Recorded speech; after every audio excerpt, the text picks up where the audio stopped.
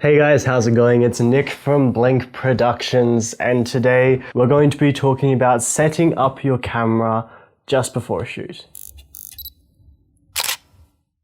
So something that I tend to do just before a shoot or just before a video, not often, just sometimes, is that sometimes I'll have one of my settings wrong or I haven't checked something.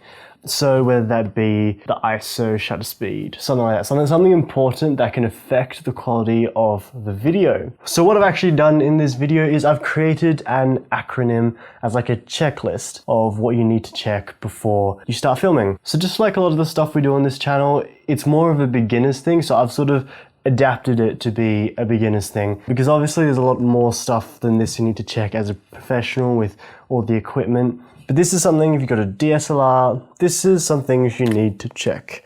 So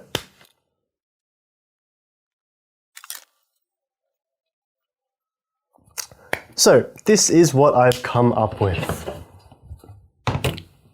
PICS.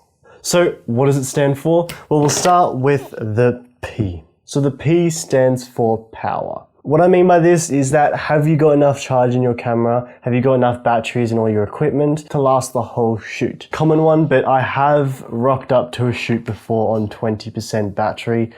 Completely my mistake, and I'm sure a lot of people don't make that mistake, but this is more of a checklist of basic stuff. Next one is I. I stands for images per second, or FPS as it's commonly referred to. That's your frame rate. So how many frames are you shooting a second? Is it a cinematic shot where you need to be 24 frames per second? Do you need slow-mo? Maybe you need to consider doing 50 or 60 frames per second. That's what this is for, images per second. The next one is C. C stands for card. SD card, have you got enough space on your SD card? Have you cleared your SD cards, formatted them, had them ready to go when you get to the shoot? Because you don't want to get there and then be like, okay, I've got 20 minutes of filming left on my card. So C is card. Now S is an important one. That's shutter speed. And this is talking about the fact that you need your shutter speed to be double your frame rate. The reason why you want your shutter speed double your frame rate is because you're going to get motion blur. If you think about how a video works, it takes pictures, 25 pictures a second at 25 frames per second. But you don't want every one of those photos to be sharp. You want them to actually be blurry because you want that set of 25 photos to blend together into a nice motion. And that's why you use this, because it gives a more cinematic look.